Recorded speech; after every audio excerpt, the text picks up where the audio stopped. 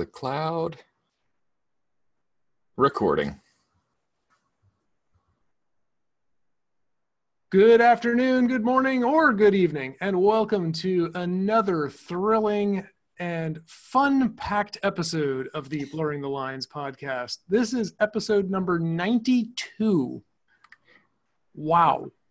That was the year I graduated high school. Wow. I have friends who were born in 92. Yeah. Oh. I am your host, Peter Nicolaitis, and with me, as always, you've already heard his voice, my co-host, Adam Bell. Hey, Peter. How are you doing? I'm doing all right, all things considered. Yourself? I am doing well. It's good to be in the yoga studio today. Welcome. Speaking of yoga, I've got another weekend of teacher training starting today. Uh-huh. And then I have another one on the 22nd. Okay. And then I have another one on April 12th. And that will finish my 200 hour. And then sometime in the next week or so, I need to submit video of myself teaching as part of the practicum to finish my 300 hour.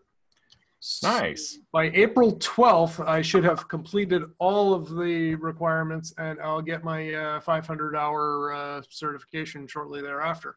And then I can do something else. Yeah.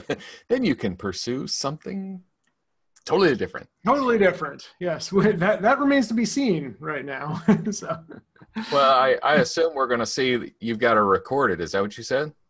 I've got to. Oh yeah, exactly. So these are little bits, though. These are just like little 5-minute, snippets on a specific topic. So I won't see you on a 30-minute yoga instruction video on YouTube, because I'd love to see that. Not as part of this practicum requirement, but funny you should mention that. 30 minutes is perfect for me. Yeah, well, that's like 3 poses, but I'll see what we can do. A little bit of cool down yoga sequence or something like that. So we'll figure something out. All right. Yeah. Well, very cool. So what else is going on? Headlines and intro wise. So headlines for me, this is the second week of Crossfit Open, the annual event where all the athletes around the world are submitting it's really, I didn't really think of it this way until I was just reading on the site to get the link. You know, they call it the largest inclusive athletic event, and it really is, because you can't join the Olympics by working out in your own gym and submitting your score. Why not? I don't know why not. Maybe that's sound all that inclusive, if you ask me. Yeah, it sounds like a very good question, because, like I said, you have, I do my workout in my gym, and there are, hundreds of thousands of people doing the same workout, submitting their scores, and out of the best of those, they come together and do the real open games. It's totally brilliant. I mean, it's brilliant from a marketing standpoint. It's, you involve all these people that are allowed to participate in, who's going to, talking about comparing it to the Olympics, how many people get excited about the Olympics? A lot of people do, but I bet a lot more would do it if they were like, I was competing against Usain Bolt. He killed me, but yeah. But did you see? But I was competing against. Yeah. Well, it's funny you mentioned that, because last week George St. Pierre announced his retirement from UFC. Ah. And I think now that he's out of the way, I think I got a shot. You got a shot? Yeah. I mean, I didn't want it. Look, let's be frank. Me versus St. Pierre, I mean, that would have just been completely ego, right? Yeah. Yeah. But now that he's retiring, I'm thinking of getting into it. I mean, there's sure, why not, right? What about that Ewan McGregor dude? I mean, that McGregor. McGregor. Screw it. McGregor, dude. I think you meant Conor McGregor. Connor, yeah. Conor, yeah. Ewing's the actor. Yeah, exactly. No, Well, I mean, if I ever went toe to toe with Conor McGregor, I'd probably shoot him. Yeah, like Indiana Jones. Yeah, pretty much. Yeah. Pretty much. I'm going to kill you. Kabang. Yeah, I definitely think that, if we were going to brawl, I'd be like, this dude, I'm with this dude. Yeah, pretty much. On the subject of Indiana Jones, I never went past the third movie. So, well, in my wife's opinion, there was no fourth movie. Right, but there was also Young Indiana Jones. Was that? I don't remember. Was that a TV show or something? Never saw it. Yeah, it was kind of like I mean, it didn't last long. Yeah.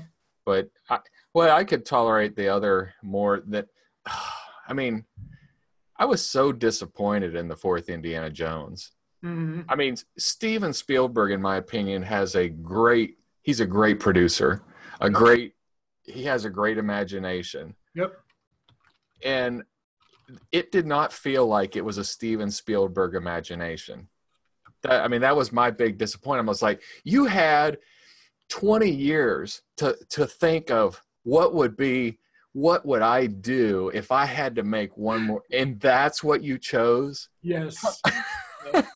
I mean, it's funny you mentioned 20 years too. I'm hearing. That's not a good thing. Oh, yeah. So,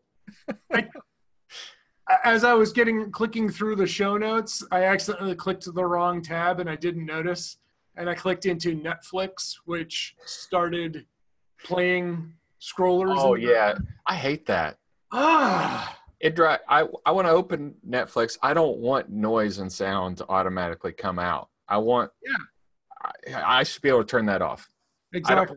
I'm already paying for it, so you don't need. Yeah, I know. I totally got distracted. What was I talking about? You're talking about 20 years.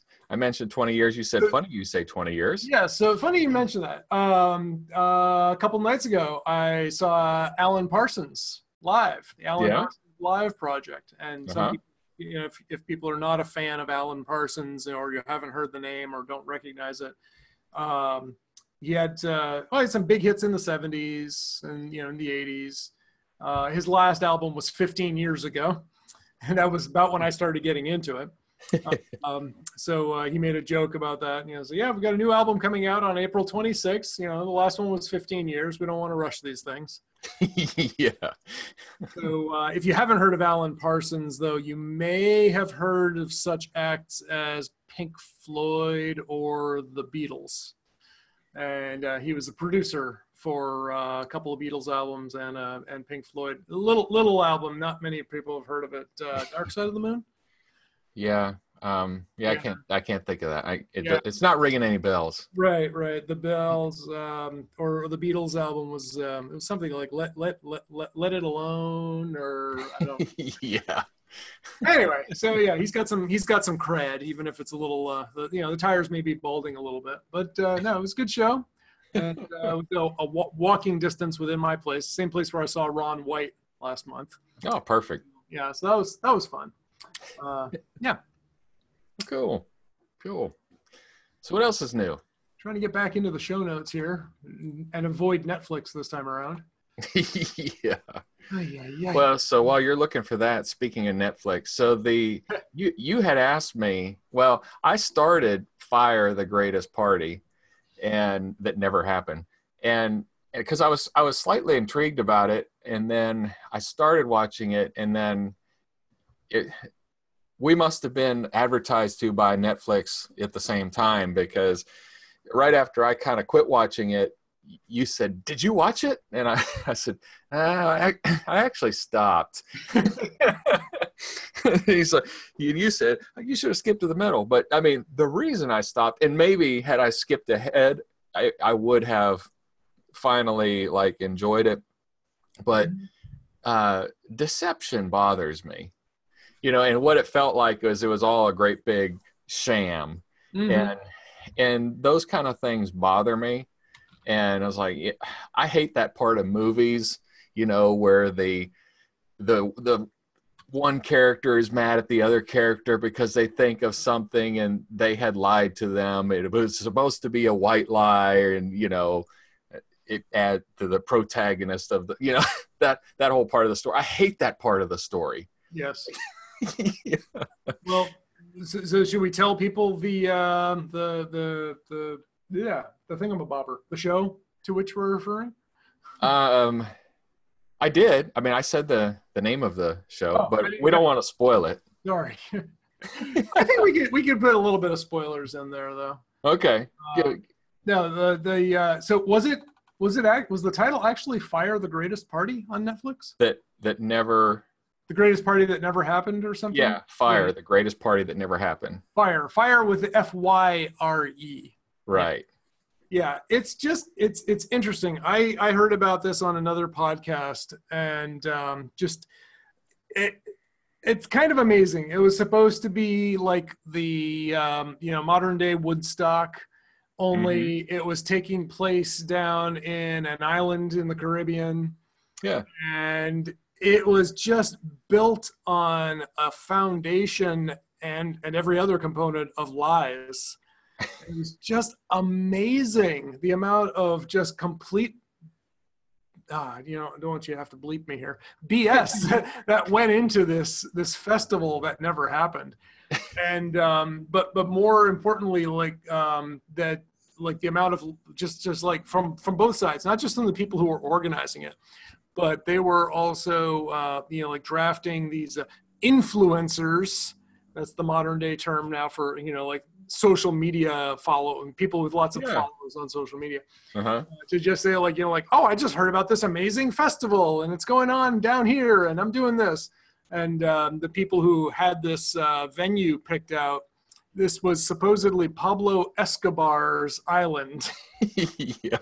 Pablo Escobar. I mean, you had me there. You're starting off with a fine, upstanding citizen. Yeah. But the people putting this thing on said that they had bought Pablo Escobar's island.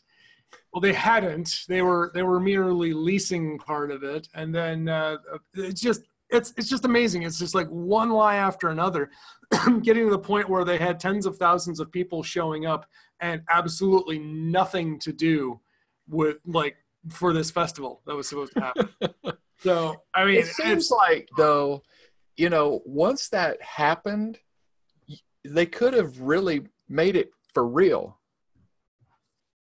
I mean, if you and I mean, anybody, but if we were like, hey, wouldn't it be awesome to get all these people down here to the island? And if we can get them here, if you had all that stuff there, you could actually just put on the actual event. But they didn't have any performers, though. It's a thing. Yeah. They just had a bunch of influencers in bunny rabbit ears. And so they didn't have any talent there. They had people like Kendall Jenner and the Kardashians and stuff, Yeah, but it seems like, once you had the audience, you'd be able to get. Well, you gotta have something. Gotta have something for the audience to watch. Well, no, that's what I mean. You're like, okay, well, hey, wait. I mean, you're already lying. I mean, so you're already lying to everybody. Sure, right. So like, I tell you, Peter, you're a famous musician. I'm like, dude, Lenny Kravitz is here. Yeah, no one's seen him, but trust me, he's here. Come on, you need to come down and perform on stage with Lenny. And you go to Lenny. Hey, Lenny, Peter's singing tonight. You should join this. I think that's kind of what they were doing too. But the other stuff, like it's just amazing. Anyway, Scott, also friend and listener, friend of the show and podcast listener, my friend Scott Wilsey, said he started watching it, but he didn't get very far until he decided he didn't want to see any more of those people. I'm like, I sort of follow, but he didn't get to see them get what they deserved. Yeah, fascinating documentary. Not everything, but many things of what is wrong with our society these days. Oh yeah, leave it at that. So well, that was since we're talking about Netflix, did you even consider the the series You? I don't know that one. Okay. It's the main character is like, you're not sure if he's not a serial killer or he's definitely an obsessive compulsive, like follows, that starts off by him obsessing over this woman he meets. Okay. Like completely stalking her and stuff. And it's not like horror or anything like that. It's actually not that bad as far, I mean, it's definitely not a kid friendly show. But it was well done because you kind of like the main character who is a bad guy. Yeah. But that's something that's been going on for a while now. Yeah. That I first started noticing that trend. Well, she's, oh my God. Well, Dexter did a good job of that. Well, before then, though, I was going to say Yeah. 20 years ago, but no, closer to like 30 years ago in Marvel Comics, particularly with the anti-heroes. Mm-hmm. Now, you like Wolverine, not exactly what you would call a great guy. Mm-hmm. He's even a little bit worse in the Ultimates universe Marvel comic series. Yeah. But Venom, the Spider-Man bad guy, or the Punisher. The Punisher, at least, like, okay, his methods, most people probably have some issues with those, right? But he's essentially going after bad people. Yeah. Whereas Venom was going after, well, Spider-Man and whoever else was getting in his way. But they started taking all these bad guys and then making them like, but, if you look, they kind of have a point. So maybe they're not all bad. Yeah. and then, that became a thing. And so it's just like, oh, evil's all relative. I was like, okay, it kind of is. But I thought we looked at it from a certain viewpoint in which they're clearly evil. Yeah. So, yeah. But hey, in the spirit of red versus blue, these days, maybe we need a little more of that. So, yeah, I'm down. Show me all of the comic book villains and portray them as good guys. I want to see it. Yeah. Well, it is, I don't know. I guess it is more realistic in most cases that bad guys, there are truly evil people that do bad things and there's no good that comes out of them. But then there are people that do, from their perspective, they feel like they're doing the right thing, but they are breaking laws to do that. They think the end justifies the mean. Those are like one type. And then there are like other people who like completely deceive themselves and think that they're... Which one do you think is Mark Zuckerberg?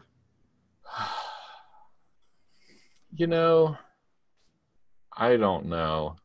I don't know him well. I know that I don't follow him well enough to make I don't care, but I either way, I want to see him come crashing down in a ball of fire.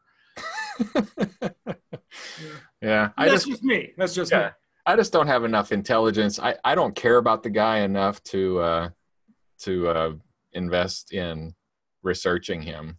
Yeah, the views expressed on this podcast are not necessarily that of Blurring the Lines or Adam Bell. Yeah. I'm apathetic towards him. Well, cool. So you also had mentioned 7-minute workout / treadmill.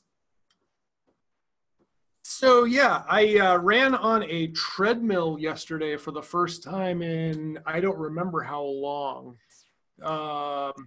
Over a year for sure, possibly more, definitely more than a year. So yeah, it's been cold again lately, but someone I know lives in an apartment where they have a gym, and rather than paying for a gym membership or running outside in sub-freezing temperatures, just go over there and ran on a treadmill. So yeah, that my Apple Watch to goal. The last time I remember running, oh no, take that back. It wasn't a year. Take that back. It was when I was in Florida last September. I remember running in a treadmill at the resort there. Okay. I did run there. That time it was too hot outside, too hot and humid to go out. So right, irony. Anyway, the last time I had done an indoor run, though, I had just set a target of 300 calories, Whereas when I do an outdoor run, I normally set a target of 5K. Okay. So, I was back because at that time last year, I was just going for like time or calorie burn as opposed to distance. So I let that go. Ended up, putting in more than 300 calories, but my time was pretty pathetic. It was like on the higher end of my average for my outdoor runs. Okay. And I felt fine the whole time, felt great doing it, felt great afterwards. A little sore today, feeling good. But I don't know that was so much from the run as from the 7-minute workout that I did beforehand. And so again, I've been using this app. I forget which one because there are a number of them. It's just called 7 in the Apple App Store. Mm-hmm. And it's got an Apple Watch app, which is how I use it primarily. But the way they do it is the main classic 7-minute workout is free. And then every day there's a different one that you can do for free. Usually I just do the classic one. And of course, the alternative is that you do in-app purchases and you subscribe. And then you pay something like $8 a month, I think. I forget how much it costs. $79.99 a year or $10 a month if you want to. And then that unlocks all kinds of different workouts that you can have. Or you can just take a random one for free every day when they give you those. Okay. So yesterday I did one of the random one. It was all a lower body one. And it was 3 short circuits repeated over and over again. Squats. There was one, I forget. Bulgarian squats where you Bulgarian split squat. Bulgarian, or as we say at our Krav Maga school, Vulgarian split squats. Vulgarian, yeah. I would agree with you guys. Yeah, because the way my teacher has us do it at the school is you do it with a kettlebell. Take a kettlebell and you're hoisting it straight up overhead. And then you're doing the squats. The Bulgarian squats.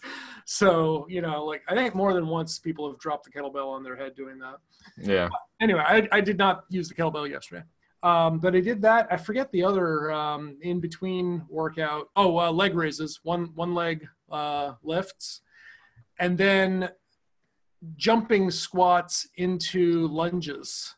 Oh man. So lunge, switch, lunge, and then jump into jumping squats. And boy, after just the second round of those, my legs were really tired. After the third round, I just collapsed on the ground. I was lying there. And then I went home, went over to my friend's house and ran, 300 calories or so, however. Yeah. 2 point some odd miles. So my lower body's kind of tired today.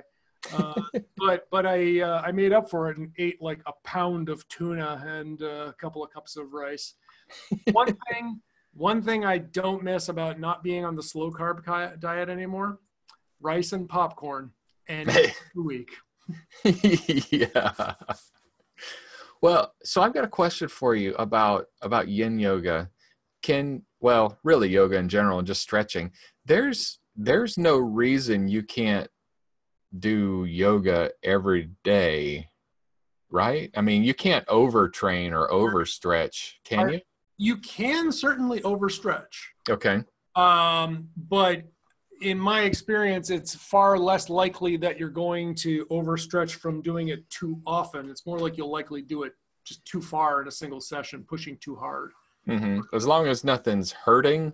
Yeah. Well, that's the thing is, though, there's a fine line. Yours truly overdid it just this week in a yin class. Okay. So we were doing it was not one of my classes. It was a class I was taking, but we were doing a bunch of forward folds. Mm-hmm. Oh, yeah. And actually I overdid it and just stretched my neck a little too much. Mm-hmm. And the problem was that I was working with, under normal circumstances, it would have been fine. But I have a little bit of a back shoulder thing that I've been working on, and I kind of tweaked that a little bit. But it didn't really get back. The coup de grace, or the piece of resistance, was when I came home that night. I had washed. I decided I was going to wash the comforters and stuff on my bed, so I was one layer lighter than normal. Mm-hmm. So I got cold. Now, I could have gotten up and gone downstairs and emptied out the dryer and brought the thing, but that's 4 stories down, counting the basement. Yeah. I didn't want to do that. And I could have also, like walked down 1 story. Well, it was only 2 stories down because I was on the 2nd level. I could have gone down 1 story and turned up the heat, Mm-hmm. but I didn't want to do that. Or I could have reached over and grabbed the phone or my watch and turned up the heat, but I didn't want to do that. Or I could have just said, lady in the tube, turn up the heat. Did I do any of these things? No.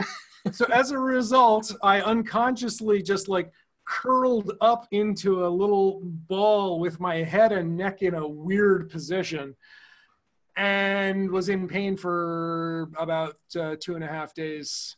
As a result. So long story short, you can definitely overdo it. I mean, honestly, I would not recommend. I mean, there are plenty of people who will do the same sequence every single day. Mm-hmm. Yoga is the same sequence. Bikram yoga is the same sequence. They're generally pretty all body stuff. Yeah. I would, recommend not doing the exact same thing every single day, unless you're doing a complete all body workout. You know? If you are, then hey, sure, it's but like anything, you can have too much of just about anything. Yeah. But what I usually try to do is, yin yoga on one day and then more active stuff the other day. Mm-hmm. In an ideal world, I would be alternating, doing like intense yang style martial arts, jiu-jitsu, Krav Maga, mountain biking one day, yin yoga the next, Mm-hmm. and just, keeping that pattern up. Doesn't always work that way though. Yeah. Because I've kind of got my pattern of Monday, Wednesday, Friday is CrossFit, and Tuesday and Thursday is yoga. Yeah. And I've in a little bit lazy on my part. I do every CrossFit workout before I start, and when I get done, I have a number of yoga stretches that I do to keep me functioning. But some of those, like pigeon or sleeping swan, that one always, I end up doing that every single time I do yoga, period.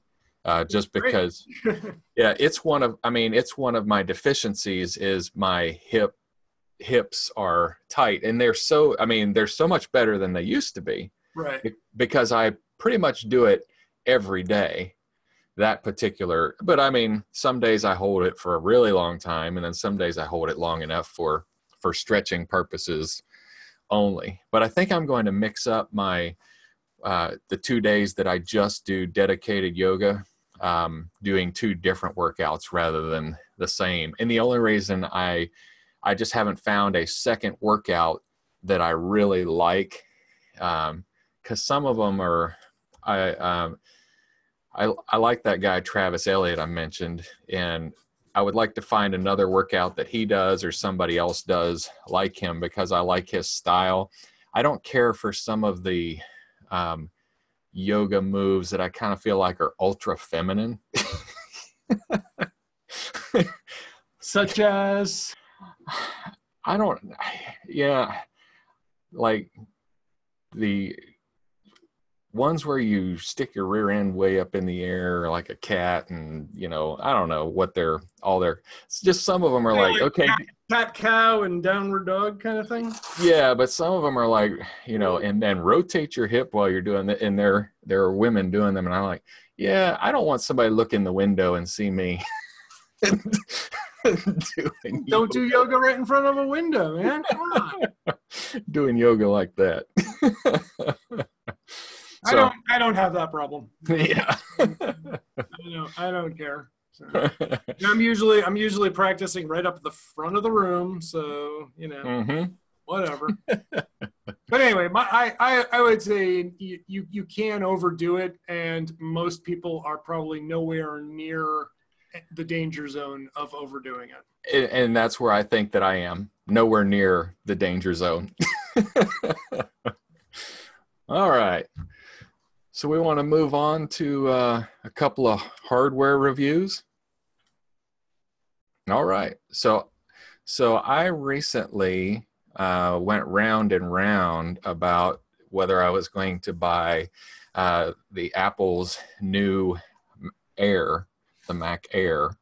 And I really wanted one, but I wanted the full functionality of what it, well, in this case, I needed full functionality of Windows because a couple of the applications I want to run are not on Mac. Right. And the only way that I could get them is a virtual machine, which I don't want to do. Fundamentally, I don't want to install a Windows virtual machine on my perfectly good Mac for the functionality of a couple things. So I ended up going with Dell's answer to the Mac Air, and that would be with quotes around it because there is nothing like Mac's stuff. I mean, there's a lot of imitations, but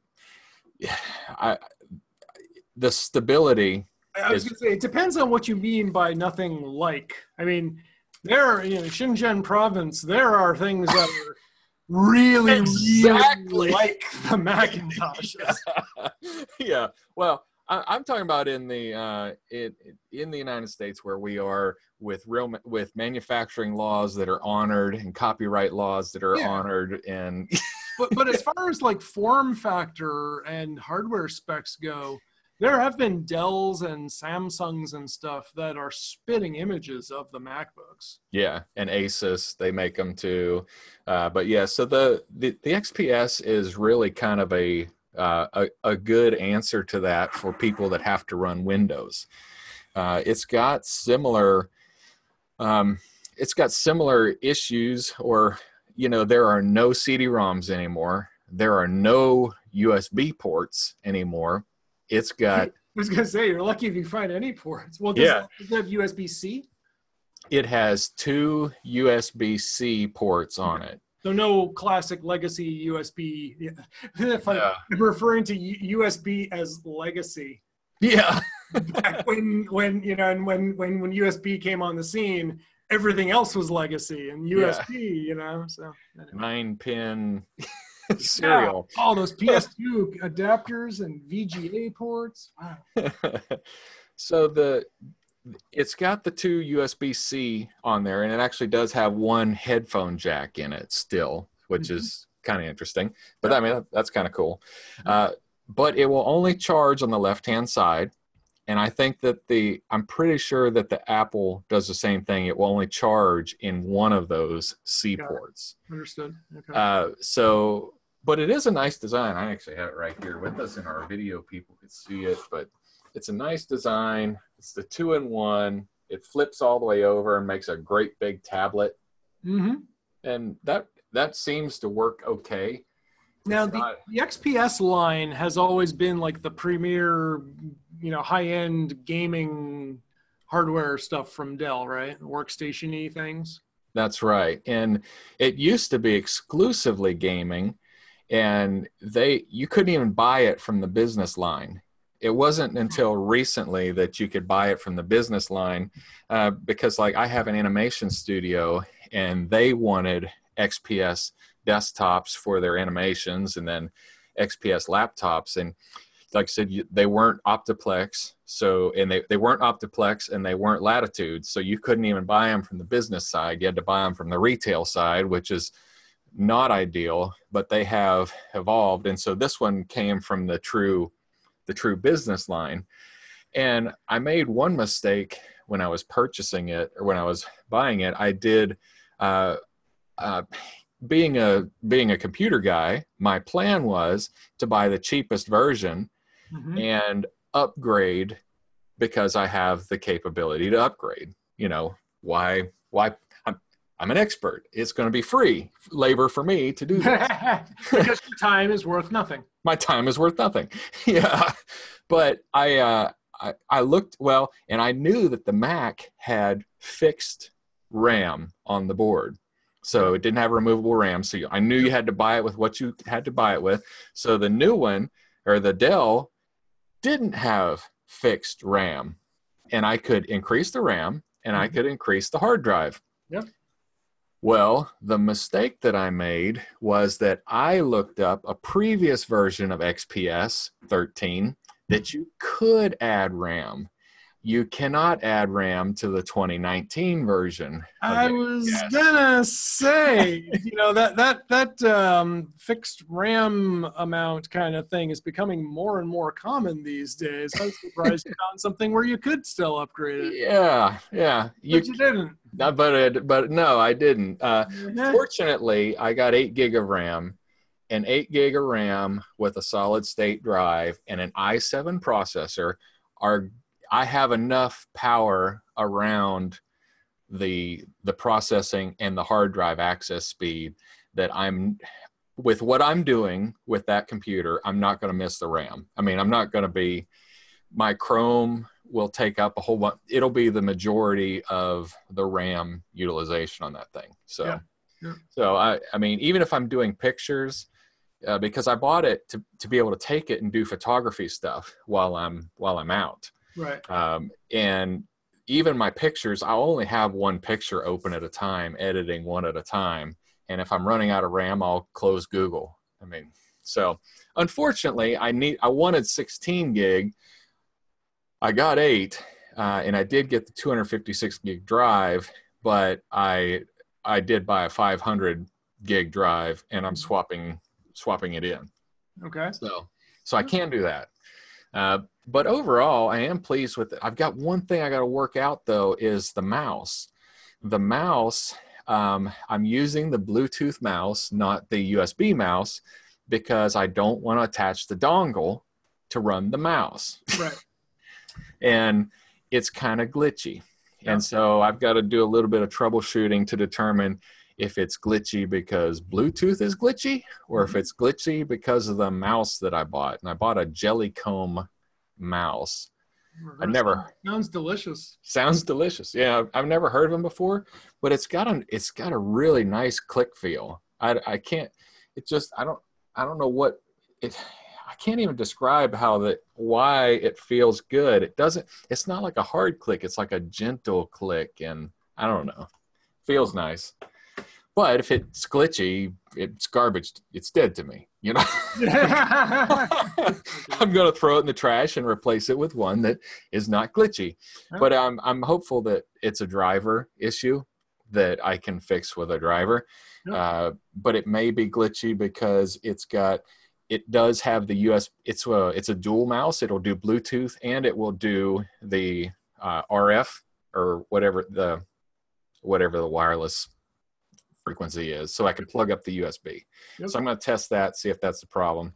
I did buy some pretty cool dongles to go with it. Okay. So I got, you can see here, I got an Anker USB-C. Yep. Primarily, for me, it's really important to have an Ethernet jack because as a technician, a lot of times I need to get on the network on the LAN, not on the wireless, to test some things. So this thing's got 3 USB ports in it, an Ethernet, and an HDMI port for video out. But I needed at least one VGA port just in case, I'm somewhere with a projector and I need to project, and they don't have not all projectors support HDMI. Some of the older ones are still VGA. Mm-hmm. So I bought a separate one for VGA. Now, of course, right after I bought this, I found one that had all these ports and the VGA, but it was a square. That's like a tiny little docking station right there, isn't it? Yeah, it is. But I mean, like this guy is long, like a 3/4 of an old-fashioned Tootsie Roll. It fits in my bag real nice and doesn't take up much space. But a box or a square version of it with one less USB port. I'm not so disappointed in my, having to have 2 dongles because I'm going to need the USB and I'm going to need the Ethernet way more often than I'm going to need that VGA. So overall, I'm pleased with it. VGA is not so commonly required these days. Yeah. Well, this past weekend I was at church doing a presentation and the only thing that they had was VGA in. Well, church. Yeah. But like, yeah, in the business, in the boardrooms now, they've got more HDMI is real common. Yep. And, like down at the farm, I like having the HDMI because then I can plug straight into that and go right through the TV. Because, one thing that I found, this is a little bit aside, but with Netflix and even with Amazon, whenever I'm playing through my computer, it caches way better than the smart TV. And I'm guessing it's because the smart TV has less cache available to it, or just the way that it operates. Yeah, they're smaller in storage for sure. Mm-hmm. Because it'll be real glitchy, where if I set my laptop there, and I start it and pause it, it'll build up enough cache there that I can play it without glitch. Yeah. Well, it's funny because you mentioned these, like the little dongles and stuff, because I have a bunch of those somewhere around. I had a USB adapter, which was a port replicator and also had Ethernet right out the back of it. Mm-hmm. But I can't find it right now. I don't know what happened to it. So I don't know. But what I suggest we do is, so you went with the high-end ultra portable solution. Mm-hmm. Next week, we should talk about my solution, which was to go in the exact opposite direction. In the low end. I ran screaming towards the low end and bought myself a Samsung Chromebook. Mm-hmm. So I will go into all of that next episode. Okay. Well, cool. Yep. But any other things that you want on your nifty tech gizmo for this week? No, I think that was it. I kind of had, I kind of mentioned in there, I kind of wanted to get your opinion on. So I ordered a new hard drive, which is really awesome. This is my hard drive. It looks like a stick of memory. Looks like a stick of memory. Actually, and it's even a little bit smaller than the old sticks of memory. Yeah, it's even smaller than the small RAM. So I ordered it through Amazon, first world problem, but it was a business. It was a business problem and a business purchase. So I purchased it through my business channels. It just so happens that they tried to deliver it to my home, which is also my business. I've got business office and I've got office, and UPS came to drop it off. I wasn't here, and they left a note and said, "You have to go pick it up at the UPS store." Thanks. I paid for a delivery. I didn't pay. Instead, you got an errand. Instead I got an errand. And, I wrote the vendor and I said, "Look, I'm not pleased with this, because I understand if there's a risk, that you don't want to assume the risk of, if it gets stolen off my porch, then you've got to replace it, or the carrier's got to replace it. But there's a signature checkbox that you say, deliver even if no one's there." And I would have checked that. So if you don't offer that as an option, I assume it's not an option. Yeah. There you go. And UPS delivers to my house all the time. And we know the UPS people, they leave stuff for our dog. Like they carry dog biscuits with them because my dog's a yip dog. I got a yipping dachshund. And so they always bring the dog a treat. Not always, but sometimes they do. And so I'm like, they know, the delivery person knows me, but they had instructions they had to follow. And so I wrote them, said, "Next time, please give me an option to say, leave it on my porch," because I've got a camera on my porch and everything. Yeah. Oh, it is amazing. Yeah. So anyway, so what's your opinion on that? I didn't get bent out of shape on that, but I was just like, what was, So whose fault is it? Was the vendor for not offering you the option to leave it at your place, would you say, or what? Yeah, if there were, that would be what I would have liked them to do to make it a better transaction, make it an option. Is there an option to redirect the delivery? I know sometimes you can do that, but if maybe it's too late, sometimes you have an option where you can just say, I want you to redirect this over to here, for instance. Yeah. Well, I could have done that, or if I knew that that was going to be the case, I would have just delivered it somewhere else. But there was no reason to think I wouldn't be at my house when they came, because UPS comes at 6 p.m. Yeah. I'm always home. Now, I have definitely had, like, I forget what it was. I've had computers left out on my front porch, you know, right by the street. Mm-hmm. Yet I've had things like a packet of 1099 forms required a signature and be delayed for days because I wasn't here to sign for them. Yeah. It's just kind of like, yeah, really? So, Yeah. but, Well, and in things like that, you know, you kind of have, I mean, make some sort of provision for that, but like I said, it wasn't an option. yeah. Yeah. So we got a little bit of a late start, so we're going to have to wrap up just a tiny bit early today. Okay. But your summary on your 4-hour work week challenge? So my 4-hour work week challenge, I'm averaging down to 49 hours per week. I'm getting close. And where did you start? I started at 57. Okay. All right. I just observed. I know I've said this before. That's still a lot more than 4. Yeah. Yeah. Oh yeah. Yeah. Yeah. Okay. It's based on the premise of 4-hour work week, but I'm not ever, I don't have a goal of 4 hours. I have a goal of 40. Yeah. The 40-hour work week. I don't think that would sell. Yeah. No, you don't.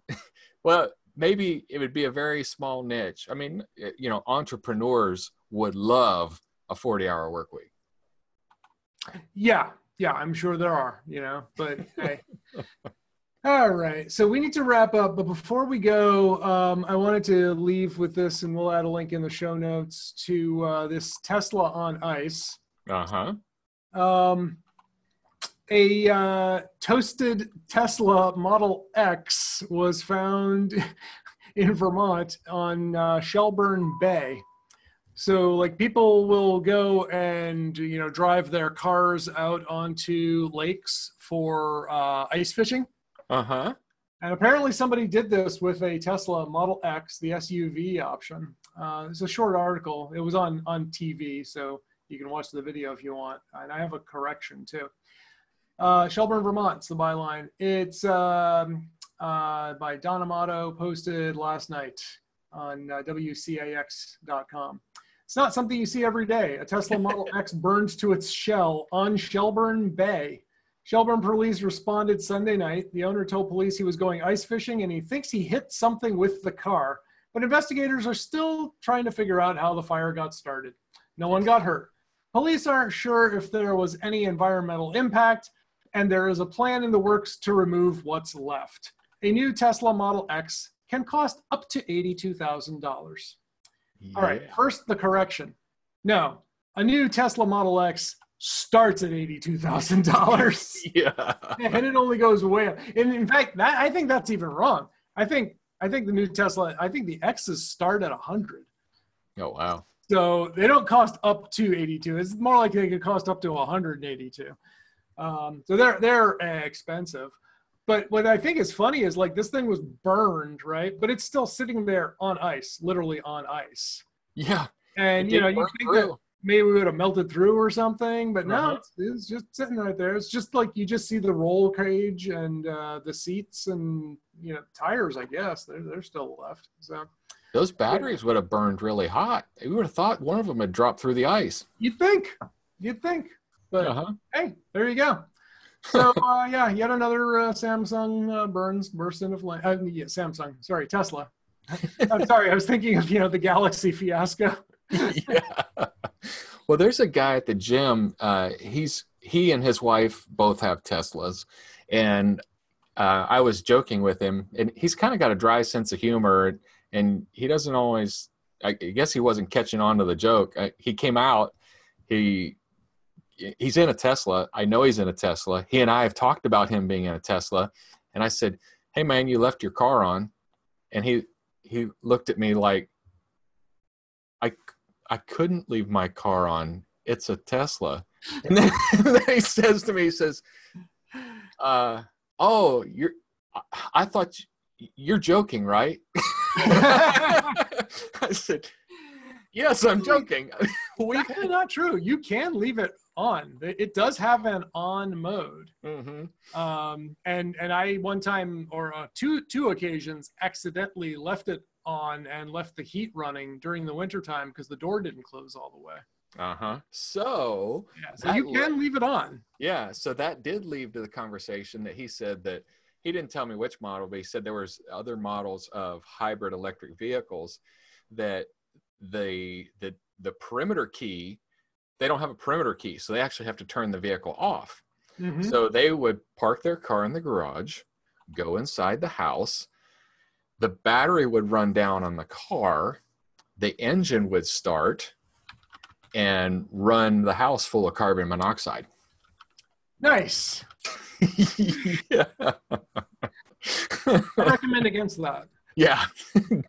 That's not a good, because it'd be hours before the battery would be completely dead. The car would start up in the middle of the night and poison the household. Wonderful. Kill your friends and family. Yeah. On that note, we need to wrap up. I've got to roll. But we will resume this next week. We'll have some fun. And what if somebody wants to get in touch with us? What do you suggest? If somebody wants to get in touch with us to leave us some feedback or they would like to discuss a particular topic, you can drop us a line at www.blurringthelinespodcast.com. There's a form filled there with so whatever the CAPTCHA so that we know that you're not a robot. And if you send us an email, it'll go to Peter and me, and we'll be glad to talk to you. Maybe. If